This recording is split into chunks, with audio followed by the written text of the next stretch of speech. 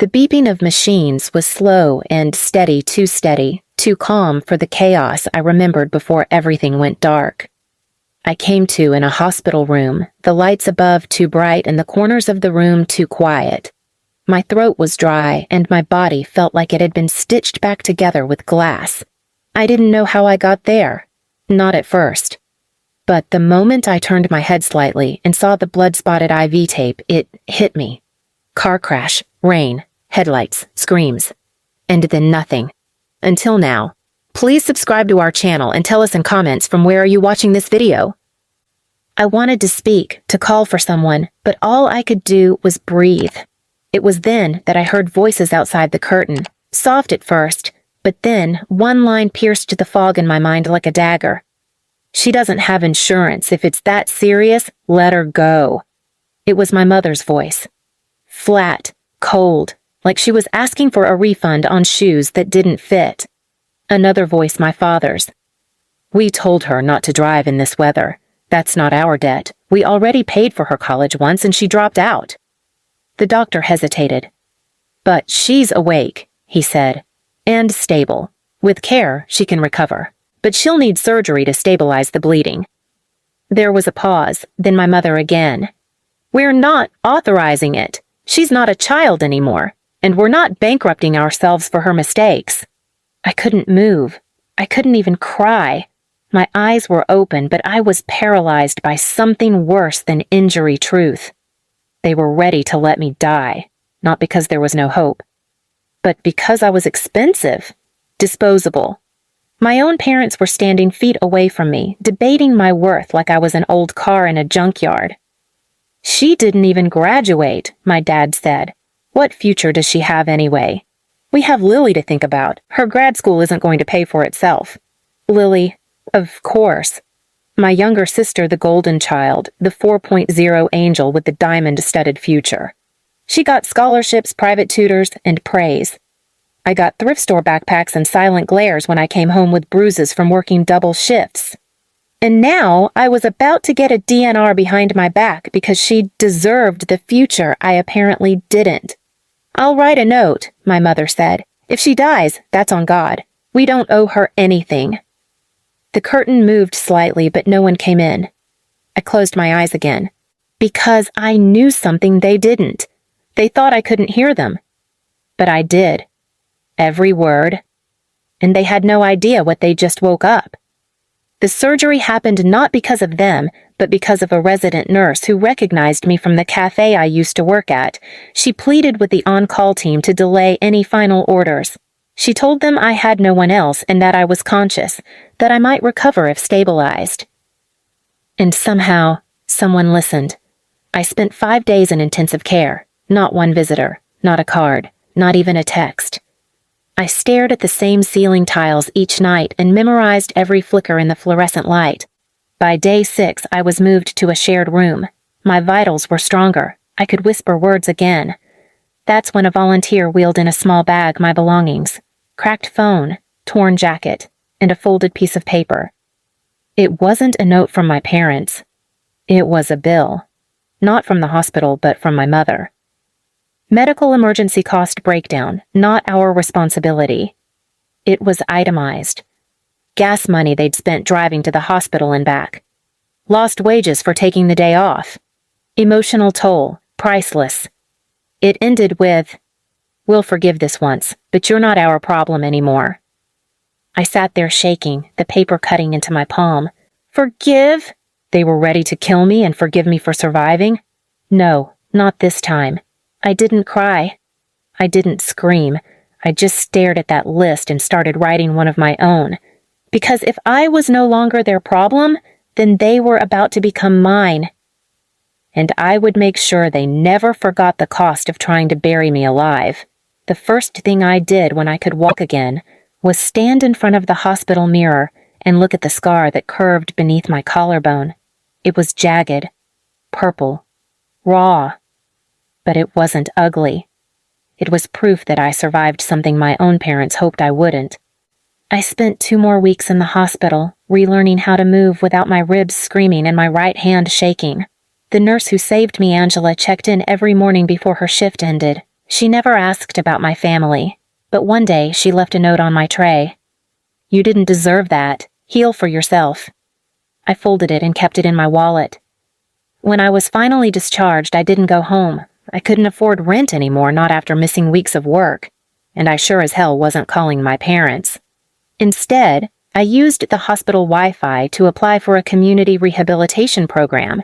They offered transitional housing and financial literacy support for patients who had been abandoned literally or legally by family.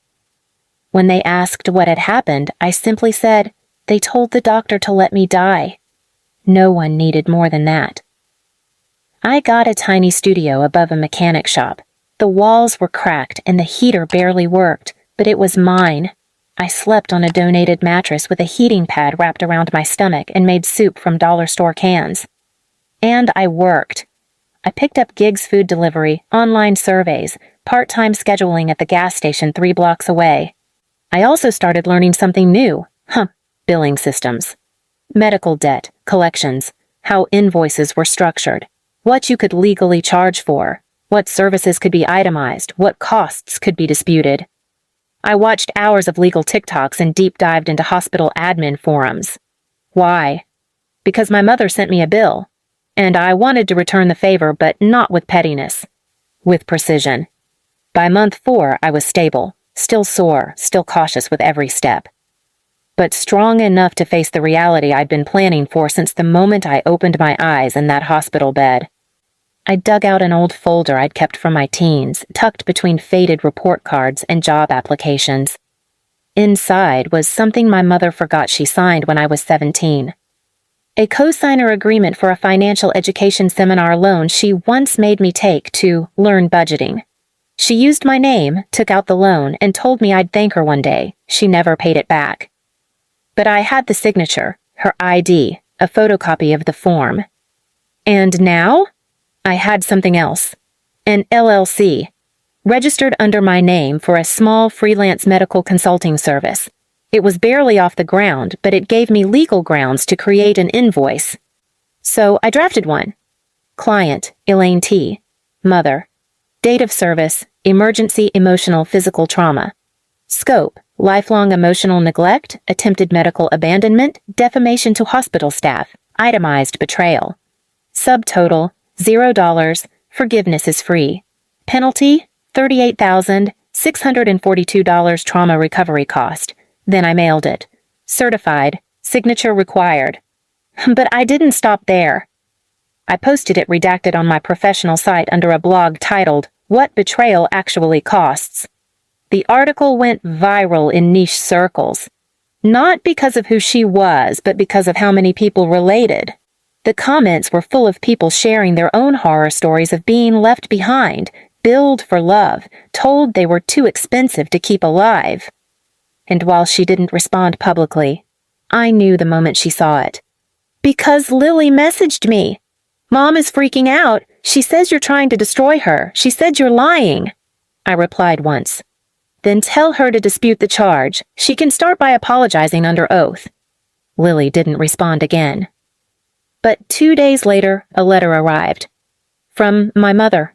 No return address. Inside was a check for $3,000 and a note that read, "We didn't mean it. You misunderstood. Please don't escalate this." I tore the check in half and sent back my original invoice, this time with late fees. I didn't want her money. I wanted her to know that the silence she banked on would now cost her something real. And that was just the beginning. Because the real payment wasn't financial. It was emotional. And the interest was still growing. 3 months passed. I didn't hear from my mother again. No calls, no texts, no more checks. But I didn't need her voice to know she was unraveling. Because the people around her started making noise.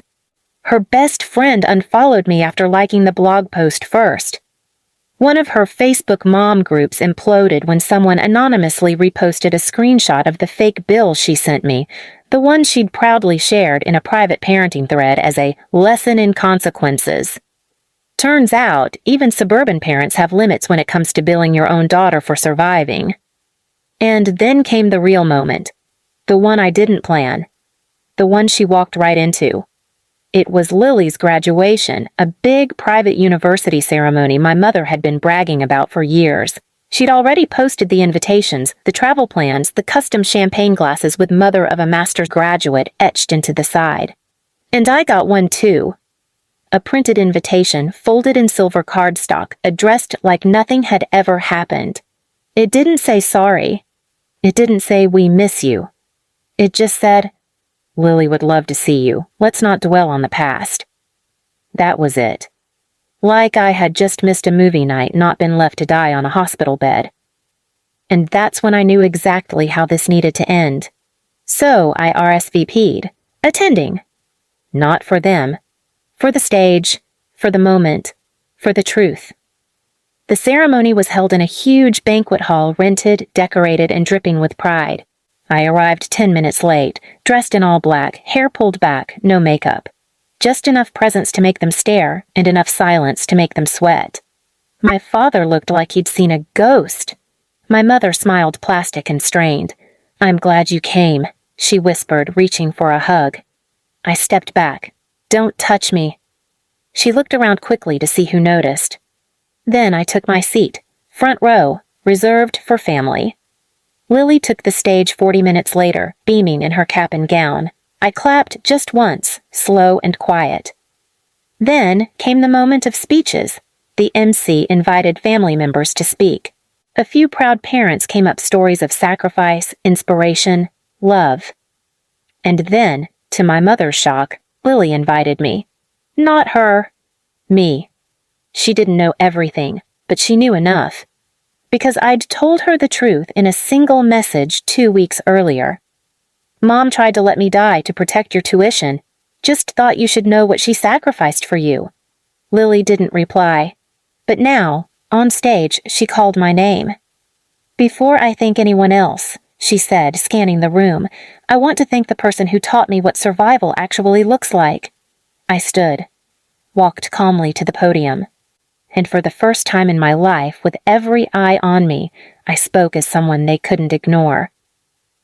My parents once told a doctor not to save me, I said clearly, because I wasn't worth the debt, because someone else's success meant more to them than my life, but I'm still here, not because of them, but in spite of them. The room was dead silent. I looked directly at my mother. And since then, I've learned that what you can't afford says more about you than what you can. You couldn't afford compassion. You couldn't afford love. You couldn't afford to be human. So I sent you a bill, not for the money, but for the truth. I stepped down without another word. Applause broke out. Hesitant at first, then louder, then thunderous. My mother looked frozen, pale, crushed by a weight she couldn't itemize or return to sender. And I left, without waiting for cake, without saying goodbye. I didn't need anything from her anymore. Not her approval, not her apology, just her silence, which, finally, she gave me. The next week, I got a notification. Payment received. $38,642. She paid the invoice in full. No note, no message, just the transaction. And I used it for something she could never take credit for. A foundation. Small at first, quiet, but real. Survivor fund, for those abandoned when they needed saving most. Because now, I write the bills, and I decide who's worth saving. And guess what? It's not her. Please subscribe to our channel and tell us in comments from where